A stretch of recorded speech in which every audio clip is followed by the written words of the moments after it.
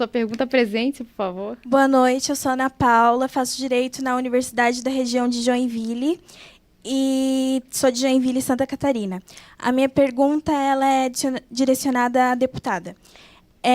Levando em consideração a grande demanda de jovens que saem do ensino médio e já tentam ingressar no ensino superior e a falta de verbas de investimento público e também o quanto isso favorece a iniciativa privada, eu queria perguntar, no que diz respeito, se isso pode, se a universidade pública e as universidades, faculdades privadas, elas têm condições de suprir uma formação acadêmica ideal. A sua opinião sobre isso? Você quer que a universidade pública e a privada, se elas têm condições de as duas juntas suprirem a demanda? Isso, a grande demanda. Sim. A gente, infelizmente, tem poucas pessoas nas universidades. Nós temos 6,5 milhões de pessoas cursando algum curso superior, que não necessariamente é na universidade, mas a gente tem aí mais de 30 milhões de pessoas no ensino médio. Então, isso demonstra que menos de 20% das pessoas que cursam o ensino médio, egressos do ensino médio, entram no curso superior. Eu acho que o ensino privado ele cumpre um papel, né? A gente não tem o ideal, o sonho de todos nós é que a educação fosse totalmente pública, gratuita, né? E de qualidade. Mas a gente sabe que ainda não é uma realidade no Brasil, infelizmente, e a gente precisa lidar com essa realidade fática.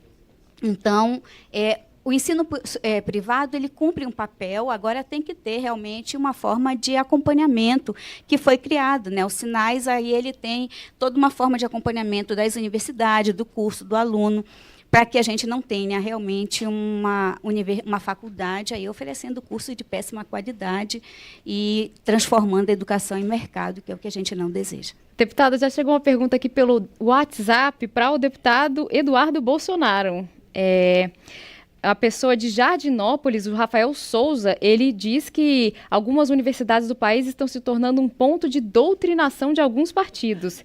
E quer saber se o que o deputado acha que pode ser feito com os que se dizem defensores dos estudantes, como a UNE, que levam a ideologia de determinados partidos políticos para dentro da universidade. Bem polêmico, deputado. Isso, infelizmente, ocorre mesmo. Frequentemente, os DCEs e os centros acadêmicos eles são ligados a partidos políticos e eles servem não aos estudantes, mas sim aos partidos políticos pelos quais eles são vinculados. E o senhor acha que isso interfere na qualidade do ensino superior?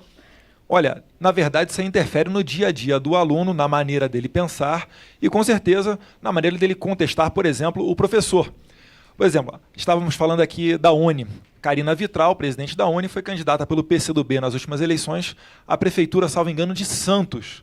Será que ela realmente está preocupada com os alunos ou ela está preocupada no seu levante político, no seu cacifamento para as próximas eleições? Então, na verdade, essa é uma crítica que a gente faz e isso acaba, sim, entrando dentro das salas de aula através de professores. É óbvio. O aluno universitário ele não é mais uma presa tão fácil como os alunos do ensino fundamental ou ensino médio. Mas isso aí sim existe dentro das faculdades e vários relatos e denúncias estão chegando até nós, deputados, principalmente, que não somos da esquerda, né? Porque esse ambiente é dominado muito pelos professores aliados a esses partidos políticos e o reflexo está aí, né? 13 anos de governo do PT e cada vez mais uma piora no ensino público. Deputada, a gente tem uma outra pergunta, essa agora para os dois deputados, e um tema bem atual. Ontem a Câmara dos Deputados rejeitou uma proposta de emenda à Constituição em segundo turno que permitiria que as universidades públicas cobrassem por cursos de especialização e pós-graduação, aquelas especializações lato sensu, e também poderiam cobrar por cursos de extensão. Foi um placar bem apertado, faltaram apenas 4 votos para que a proposta fosse aprovada. E o João Lobé, de Porto Seguro, quer saber exatamente qual é a opinião de cada um dos deputados sobre essa votação de quarta-feira. Eu não vi o voto da professora Marcivânia, mas eu acho que houve uma convergência. Eu votei contrário à PEC. Votou contrário também? Na verdade, eu entendo que se a universidade é pública, não há o porquê você cobrar. Isso aí é a criação de um monstrinho jurídico. É a mesma coisa de uma estrada federal, ela não foi privatizada, segue sendo federal, mas cobrança de pedágio. Calma aí.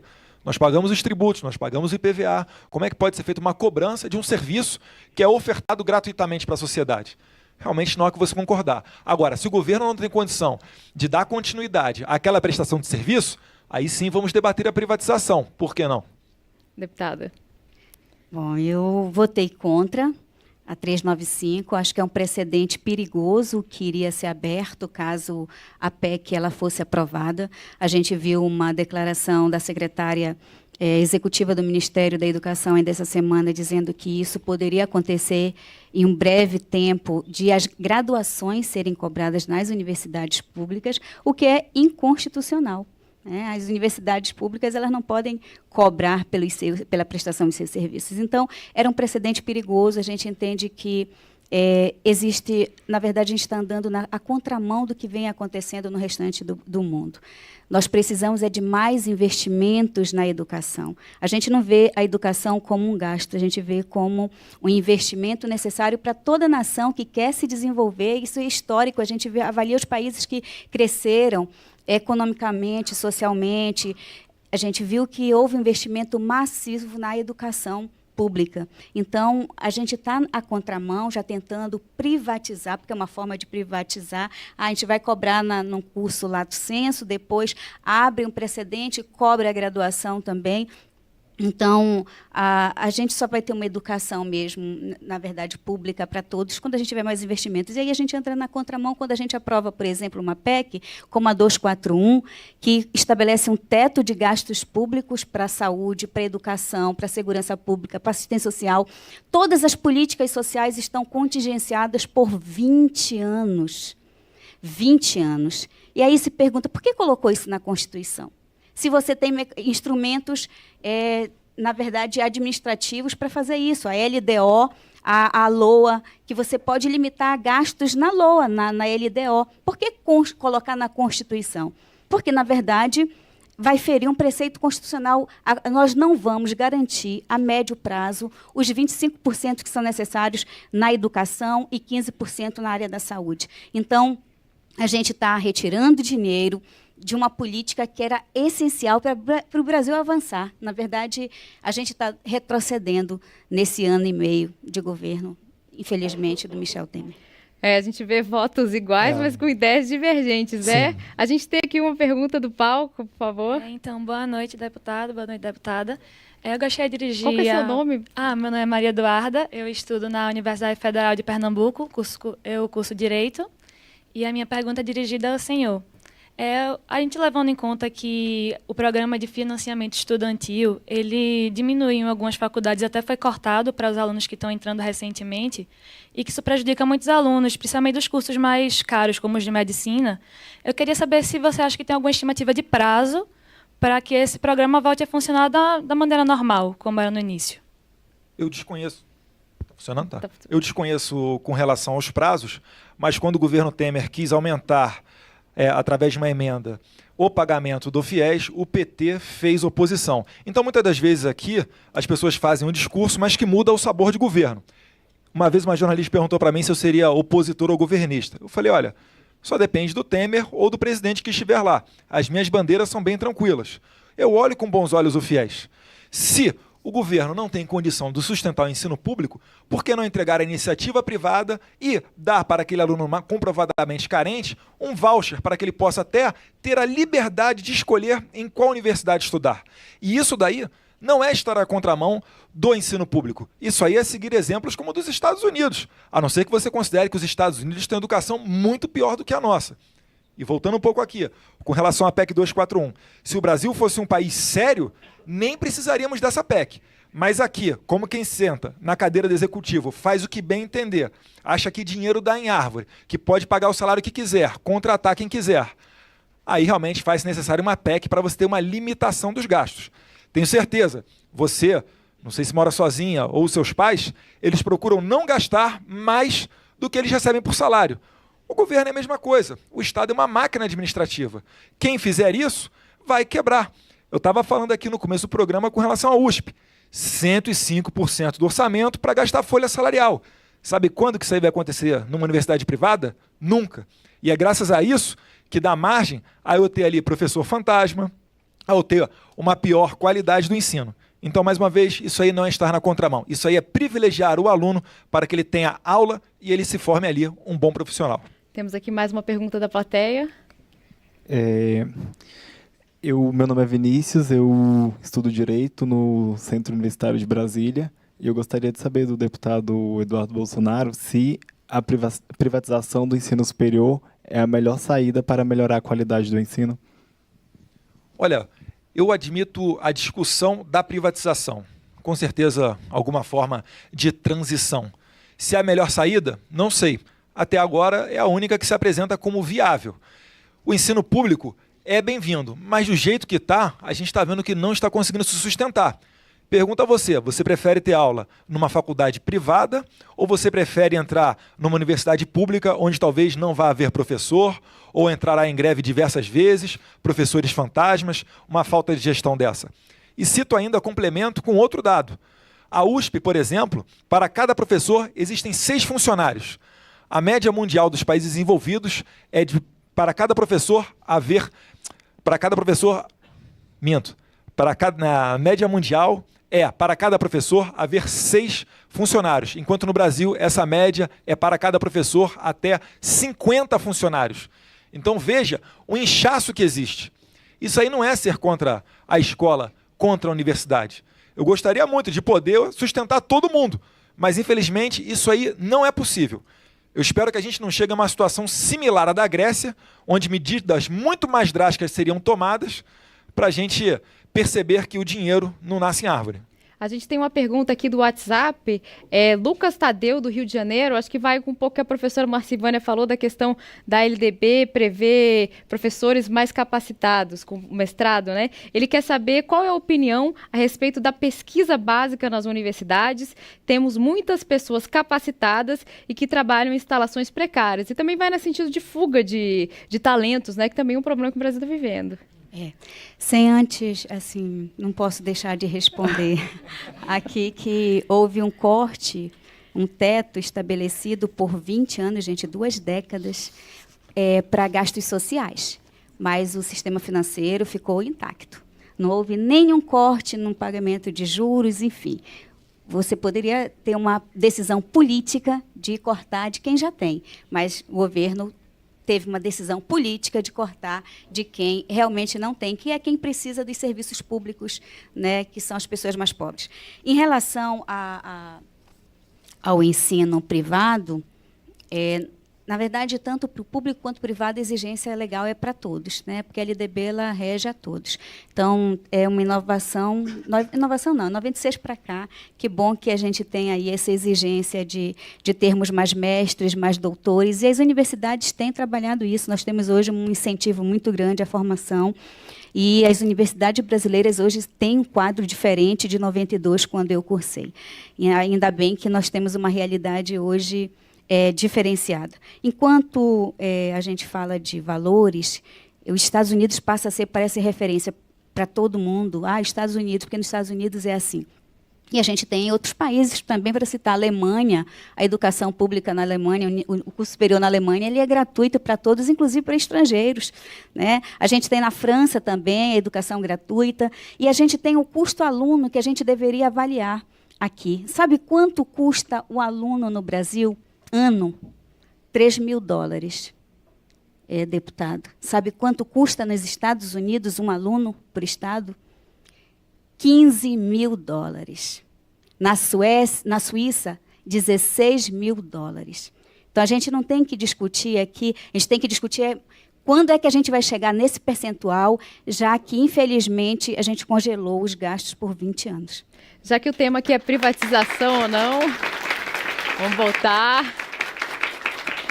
Esquentou o debate. Vamos abrir para os estrangeiros virem estudar aqui também. Está sobrando aí dinheiro para educação. Já que a gente está falando de privatização, tem uma pergunta aqui para o deputado Eduardo Bolsonaro, também quente. O que é possível fazer para mudar a atual realidade do ensino superior brasileiro? Ele fala que, por exemplo, muitos se formam e são analfabetos funcionais. Vou puxar aqui um pouquinho, entrar aqui de novo nas ações afirmativas, não falando que os cotistas sejam parte desse processo. Mas hoje em dia, né, o cotista começou-se como uma medida paliativa, porque desde pequeno eu escuto falar o seguinte: o problema é a educação de base, vamos ter educação de base, que aí todo mundo vai ter condição igual para entrar no vestibular. Mas enquanto isso aí não ocorre, vamos fazer as cotas. E veja bem, isso aí começou na UERJ no início dos anos 2000. Até hoje, a educação de base não melhorou nada. Pelo contrário, o exame do PISA revela que piorou a nossa educação de base no país. E além agora dos cotistas entrarem nas faculdades com as ações afirmativas, agora tem cota até para concurso público. E cota racial, num país mestiço como o país, como o Brasil. Será que é justo a minha irmã ser cotista?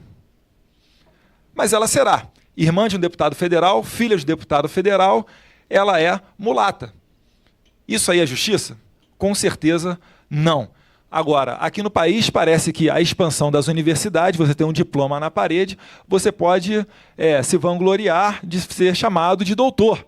E isso daí não garante emprego para ninguém. É preciso sim investir na qualidade. Nessa parte aí é bacana.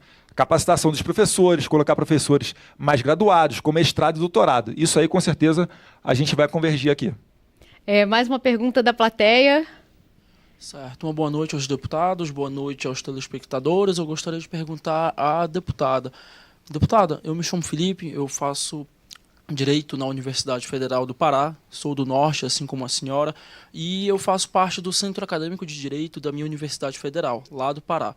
E a minha pergunta é no sentido de saber como o movimento estudantil, como centros acadêmicos, diretórios, como os estudantes em si, de maneira organizada ou de maneira mesmo que incisiva, podem colaborar com a melhora e a qualidade do ensino público no Brasil. Bom, eu vou aproveitar a sua pergunta e dizer que as disputas, elas são democráticas. Então, se a Karina Vitral está lá na presidência da UNE, é porque ela foi para disputar e ganhou a eleição. Assim como você colocou seu nome à disposição do povo do seu estado e ganhou a eleição. Então, esses processos, eles são democráticos e você apresenta o seu nome. Se a esquerda está tendo mais competência para ganhar a disputa desses espaços, então, vocês têm que começar a pensar o que vocês estão fazendo de errado. Então, eu acho que os centros acadêmicos, eles podem contribuir, sim, no diálogo, na luta pelas pautas nossas. A gente está perdendo direitos, é fato. Né? Porque não basta garantir o acesso, democratizar o acesso. A gente precisa garantir que as pessoas permaneçam e terminem a sua graduação. E a gente tem um índice de evasão muito grande. A gente precisa criar uma política que garanta que o universitário que saiu lá do interior, que vai para a cidade, no meu estado a realidade é essa. As pessoas, a universidade é na capital e a gente tem poucos campos nos outros municípios. Então as pessoas muitas vezes têm que sair mesmo do seu município e morar na capital. Então a gente precisa ter uma política de agregar esse estudante para ele permanecer e terminar a sua graduação. E aí vocês podem ajudar nessas lutas. A gente precisa ter mais investimento no curso superior. A gente já teve aí, ao longo dos anos, essa amplitude nos investimentos nas universidades públicas, e a gente está tendo uma realidade agora de arroxo e de, na verdade, sair do armário e defender publicamente a privatização da educação. Então, a gente organizado, lutando, dialogando com o reitor, com os professores, eu acho que a gente tem muito a construir e garantir que o ensino seja de qualidade para todos. Bom, eu vou aproveitar que o tema esquentou aqui, o debate esquentou, e vou chamar um intervalo rapidinho, o papo está ótimo, mas precisamos fazer um breve intervalo, não sai daí.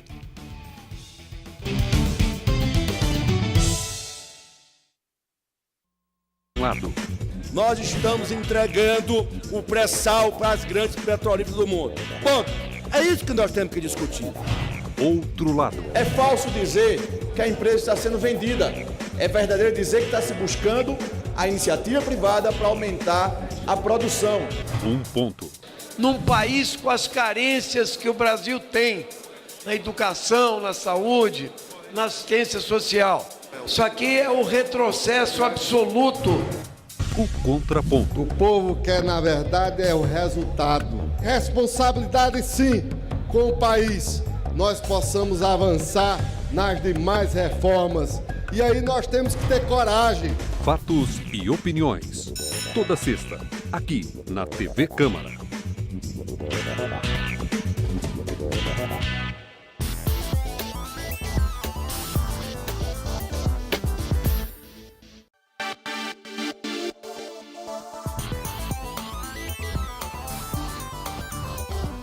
Estão abertas até 9 de junho as inscrições para o Parlamento Jovem Brasileiro. Podem participar estudantes do ensino médio de escolas públicas e particulares.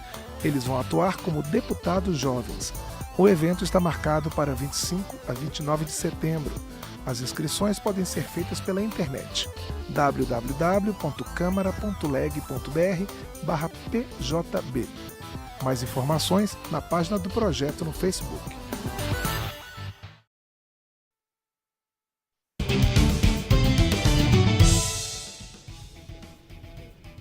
Estamos de volta com Ocupação, que hoje discute a qualidade do ensino superior.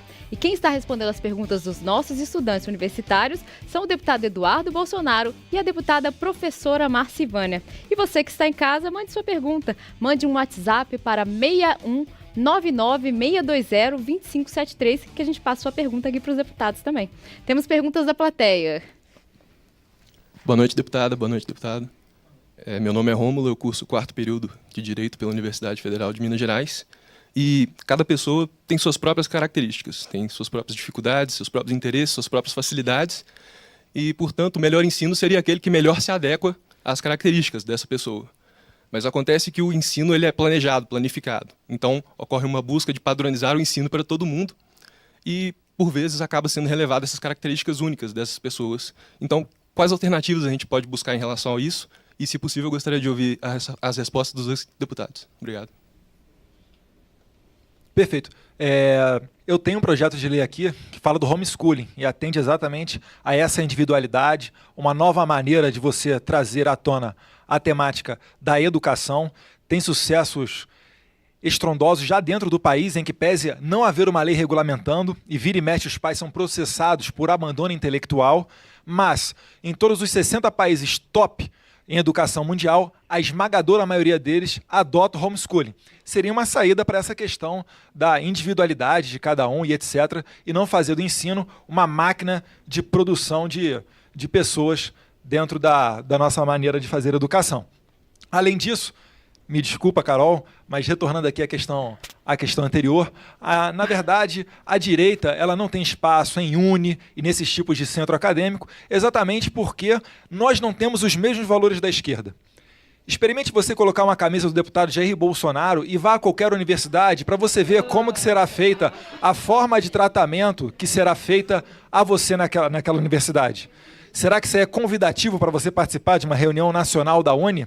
O próprio Arthur, do Mamãe Falei, tem vídeos no YouTube em que ele entra dentro dessas reuniões e veja como ele é tratado.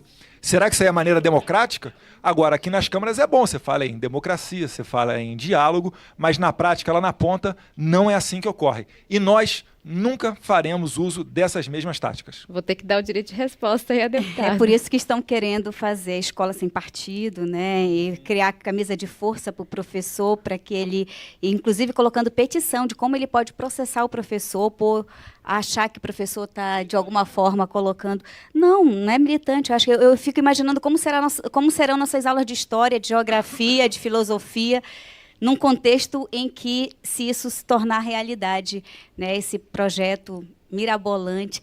Eu queria dizer, Felipe, que vamos cobrar o Plano Nacional de Educação. O Plano Nacional de Educação está esquecido, você nunca mais ouvi falar dele. Sabe por quê, gente? Porque as 20 metas que foram construídas a muitas mãos, por professores, por alunos, por pais, por toda a comunidade, foi um processo democrático para criar... Nós temos um plano para a educação, que é o Plano Nacional de Educação. Sabe por que ele não está sendo mais citado aí nas discussões? Porque é impossível cumprir as metas com a aprovação da PEC 241, que se transformou em 55 no Senado. Então, tudo que foi construído até hoje está sendo assim destruído a toque de caixa com uma facilidade tremenda. Eu quero dizer que essas individualidades elas precisam ser respeitadas. Eu acho que a escola, a sala de aula ainda é um ambiente, viu, Jair? Desculpa, Eduardo. Ainda é um ambiente de diálogo democrático e essa individualidade ela é respeitada, ela é preservada. Agora, eu tenho receio do teu projeto, porque é segregar, é não é que eu não seja a favor, eu educo as minhas filhas em casa também, eu tenho filhas, eu sou professora, mas eu acho que não levar para o ambiente da sala de aula, que é de convívio, é onde a criança convive, onde ela troca carinho, onde ela tem relação interpessoal, se socializa. Eu acho que é negativo para a criança. É esse aspecto que eu queria considerar. Mas as individualidades, elas devem ser preservadas, a gente tem um ambiente ali que deve ser plural.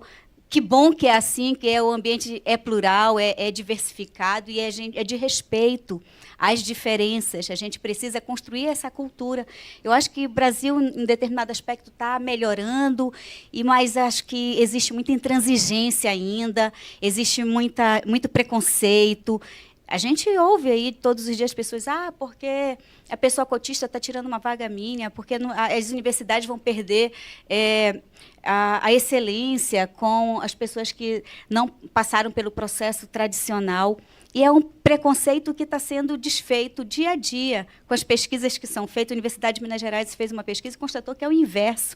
Agora, a gente precisa fazer um nivelamento, a gente precisa, porque tem gente que traz mesmo muita deficiência da educação básica. Agora, essa questão de que vai melhorar a educação básica é uma discussão que dura 40, 50 anos no Brasil e não resolve. Então, se não a gente precisa resolver o problema. E a gente não resolve o problema privatizando a educação. Eu não vejo a educação como uma mercadoria, eu vejo como um direito, e a gente não resolve o problema tirando o recurso da educação. Pelo contrário, vamos voltar esses países, esses países que hoje eles têm a condição de ter um PIB menor até que o Brasil, de investimento na área educacional, eles já tiveram que investir muito, e hoje estão num patamar que eles podem.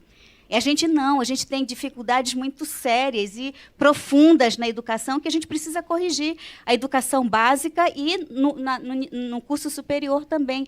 Agora, a gente precisa corrigir aumentando investimento e criando políticas para isso. Vamos voltar aqui com a pergunta da plateia. Boa noite, deputada, deputado. Eu sou Gustavo Chuinte, da PUC de Maringá. Sou participante também do movimento estudantil. E eu gostaria de perguntar para os senhores deputados, o Brasil vem passando por um processo de incremento no ensino superior através da mercantilização do ensino. Como os senhores entendem a qualidade do ensino cada vez mais baixa no universo superior e também a falta de incentivo à pesquisa, à extensão, como isso vem atrapalhando a educação superior como um todo? Vamos passar para o deputado Eduardo Bolsonaro. Na verdade, esse boom, no crescimento das universidades, ele se deu ali no segundo mandato do presidente FHC. E, na verdade, ao que parece, o MEC não está sabendo controlar, o nível dessas universidades. Então, o que eu vejo é o seguinte, tanto universidade pública quanto privada, que realmente se mostrem totalmente ineficientes, que formem alunos que não estão preparados para o mercado de trabalho ou que não passem nas provas mínimas, realmente é porque tem algum problema nesse curso. Ou faz um projeto para melhorar a qualidade do curso, uma gestão melhor, ou então, infelizmente, essa universidade aí ela não pode continuar, porque ela não está formando estudantes. Então, essa é a minha opinião com relação a isso. De fato, abrir faculdades à torta e à direita não é a solução para melhorar a educação, e sim um incremento na qualidade. Temos uma outra aqui na plateia. Boa noite, meu nome é Amarílio, eu faço pós-graduação em Planejamento e Gestão Pública e minha pergunta vai para a deputada. Deputada, estamos vivendo num momento de austeridade, tá certo, econômica, vários cortes de gastos, incluindo a PEC, chamada PEC da Morte, que corta por 20 anos os gastos em saúde e educação. Então, eu queria saber da senhora um prognóstico, tá certo, otimista, pessimista, não sei, do que pode acontecer diante desse cenário e se tem alguma forma de mudar isso. Segundo uma colega minha deputada, muito querida, ela diz que essa é uma seleção natural, viu? Porque as pessoas vão morrer, infelizmente, porque os recursos não combinaram com a população, então a população vai continuar nascendo, vão continuar nascendo crianças, e a gente vai continuar com a população aumentando, e a gente tem aí um corte de gastos, o que vai, na verdade, causar, daqui a pouco mesmo as pessoas vão morrer, se o SUS, que é um sistema muito bom, mas que ainda tem muita coisa para corrigir, principalmente de desvio de recursos. A gente já tem problemas, agora imagina diminuindo esses investimentos. Mas eu queria te dizer que as perspectivas elas não são boas, não são. Infelizmente, a gente não pode ficar avaliando em médio prazo, porque se a gente não tem investimento, se a gente, as universidades estão sofrendo já as consequências, né, de contingenciamento de recursos. Então, se você não tem esses investimentos, não tem como ter perspectiva de dias melhores. Aí tem aí na pauta outras pautas também muito ruins, reforma da Previdência, a que foi aprovada da terceirização, que para as atividades fins, enfim, é uma precarização mesmo do serviço, e agora terceirizar a atividade fim no serviço público. O que vai acontecer é que a gente vai mas a gente tem um processo democrático de escolha que eu tenho certeza que pode corrigir aí os rumos e a gente pode ter esperança de dias melhores para o país. Agora, deputados, nesse cenário que pode ser bom ou pode ser ruim, o que o estudante pode fazer para correr atrás, a avaliação de vocês, para correr atrás, para não ser determinista? Uma faculdade ruim determina um futuro ruim? O que o estudante tem que fazer também para tentar fugir das suas circunstâncias? Olha, a gente tem um sistema já, né, que eu falei anteriormente, os sinais. O ENAD é um exame necessário, a gente precisa estar acompanhando. Agora, a gente precisa ter um aproveitamento disso. A gente faz avaliação, detecta os problemas, e aí tem um controle hoje de autorização dos cursos, de reconhecimento, enfim. Mas a gente precisa fazer com que esse instrumento de avaliação ele sirva para a gente melhorar a política, né, educacional. Onde é que a gente está errando? O Enem, por exemplo, é necessário, acho que o Enem é um caminho sem volta, mas eu acho que a gente precisa corrigir uma coisa no Enem. Ele precisa ir para as escolas, o resultado dele, para a escola discutir o resultado e apontar um novo horizonte.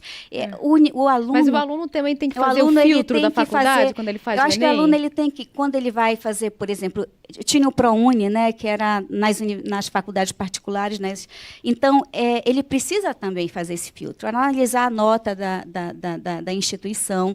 Agora, a gente precisa melhorar os cursos, realmente, que alguns eles são oferecidos assim para inglês ver, a gente não está maquiando aqui, a gente tem uma realidade que ela é muito diversa, né? Eu sempre digo que quando o projeto é educacional, eu sou a favor de tudo.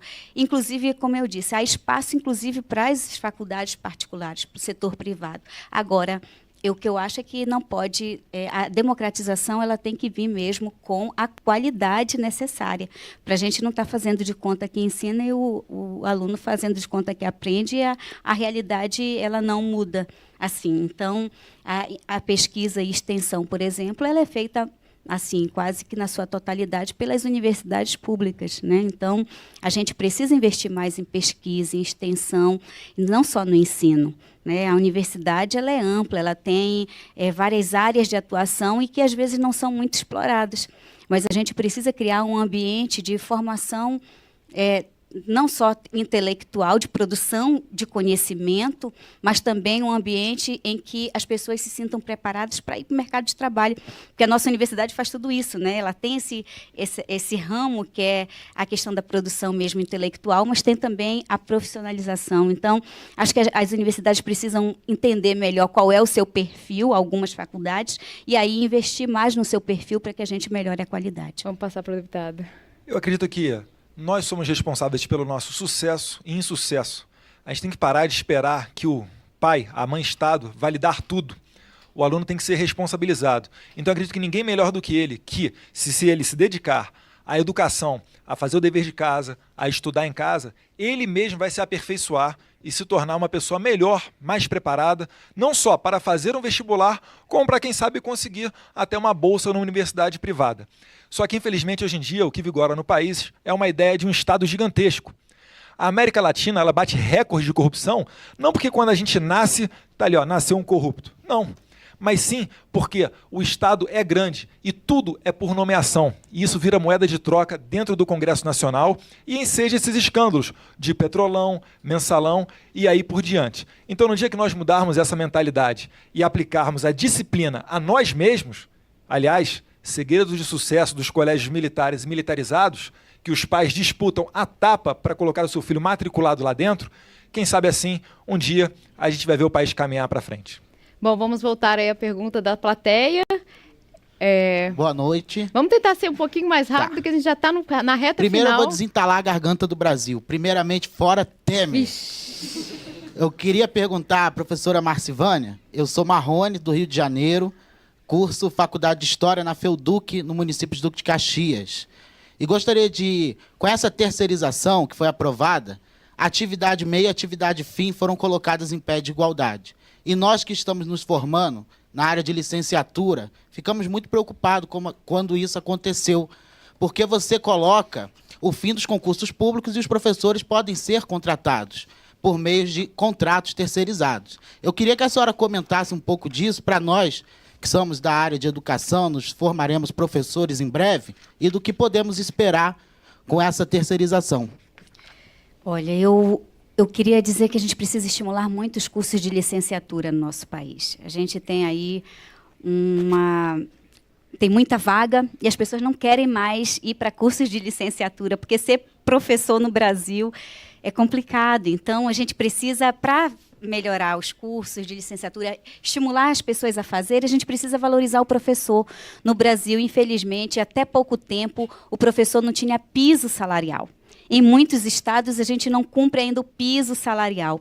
Então, é uma realidade bem diferente. Você, em qualquer outra profissão que você não tem nível superior, você pode ganhar igual a um professor do nível médio ou do ensino fundamental. Então, a gente tem essa realidade, a gente precisa mudar essa realidade, porque o curso de licenciatura ele é fundamental, é quando você vai ali preparar professores para irem para o chão da sala de aula. E aí as universidades também elas têm que estar mais conectadas com a realidade da escola. Os cursos de licenciatura eles têm que estar mais presentes na escola para conhecer a realidade desde cedo e para que realmente o curso de licenciatura não seja só, fique no campo das ideias, mas ele tenha a prática muito vivenciada ali no dia a dia.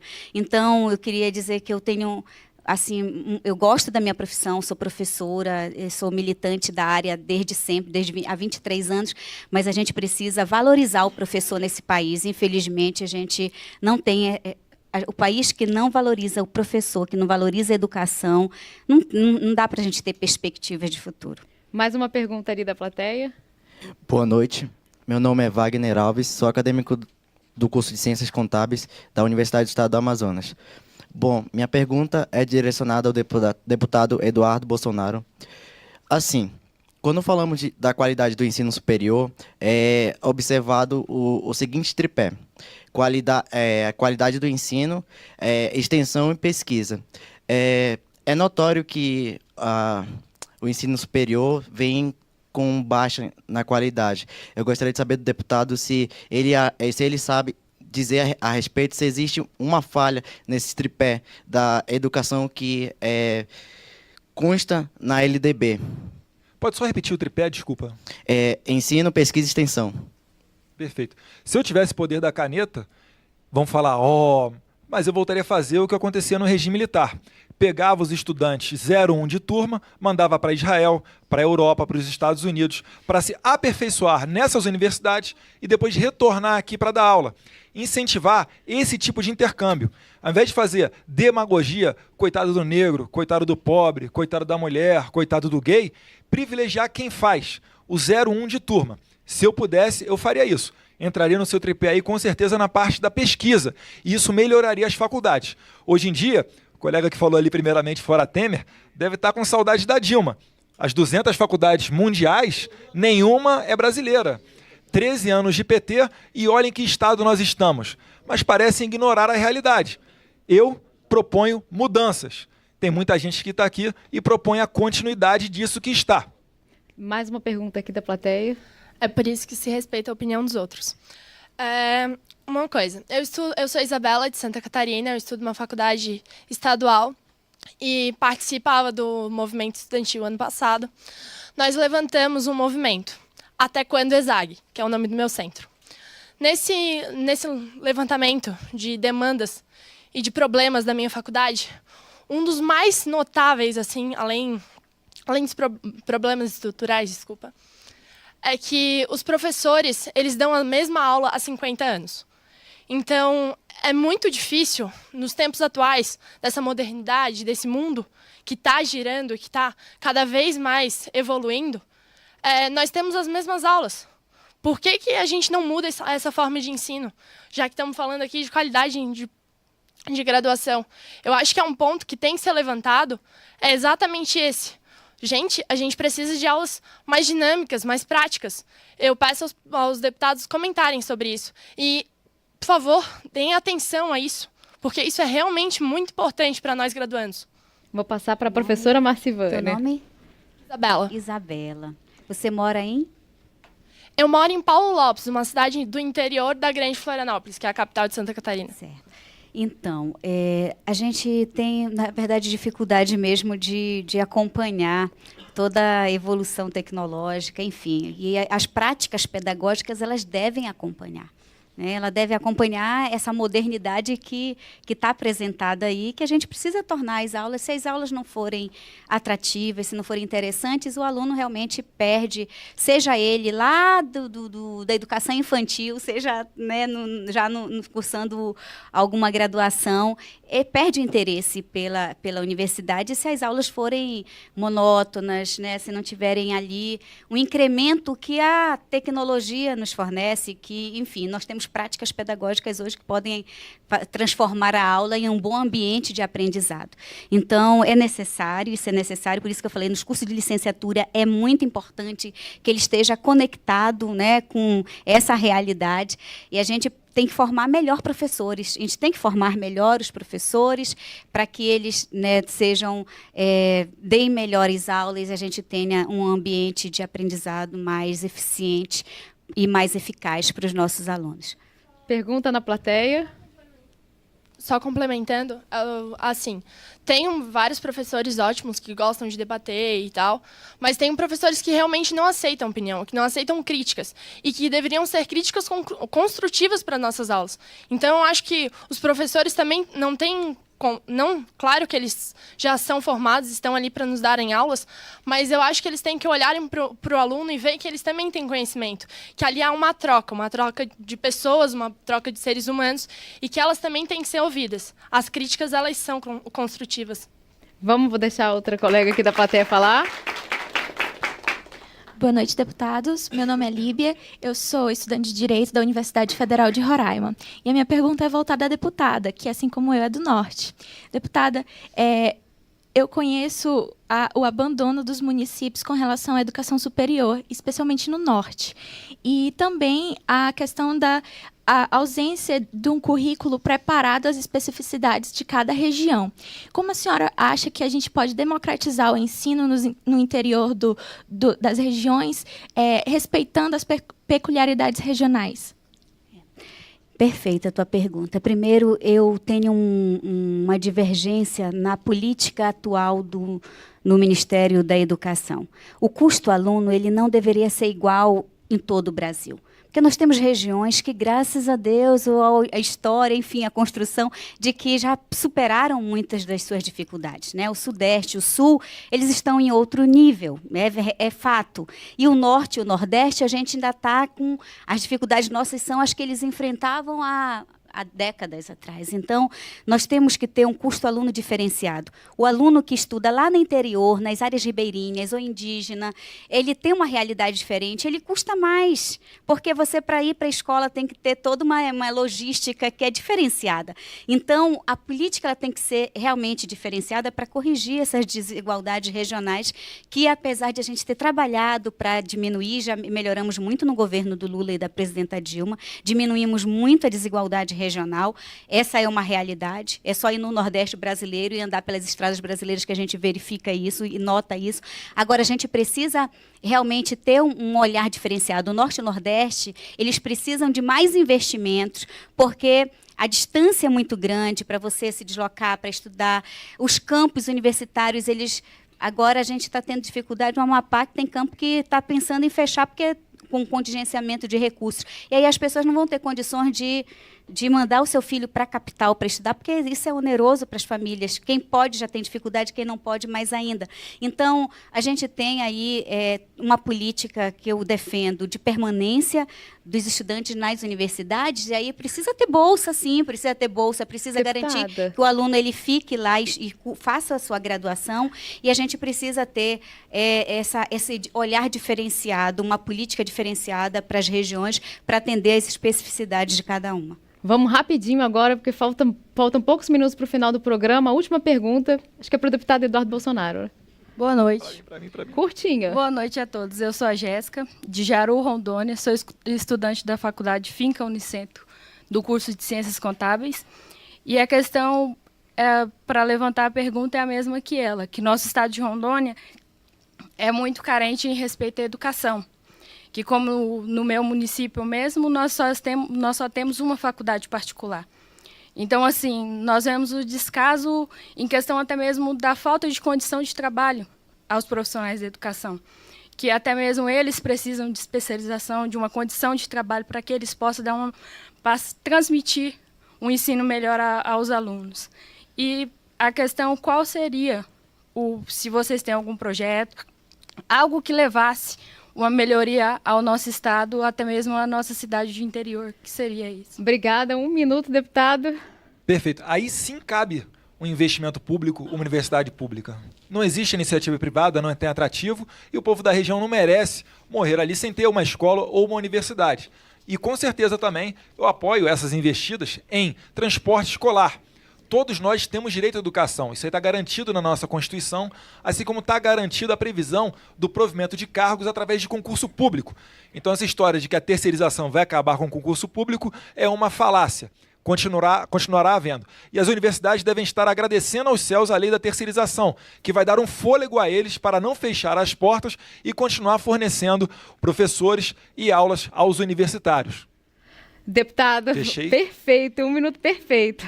Infelizmente, de muita pergunta ainda, mas o nosso tempo está acabando. E antes de encerrar aqui o programa, eu quero agradecer a todos os estudantes que aqui tiveram, aos deputados, e também a você que acompanhou, mandou muitas perguntas pelo WhatsApp. Não se esqueça de entrar no nosso site para saber mais sobre o estágio visita e quem sabe você não vem acompanhar de perto o próximo programa. A gente agradece ainda à 2ª Secretaria e ao Centro de Formação e Treinamento da Câmara que fazem o estágio visita. A gente se vê no próximo Ocupação. Tchau!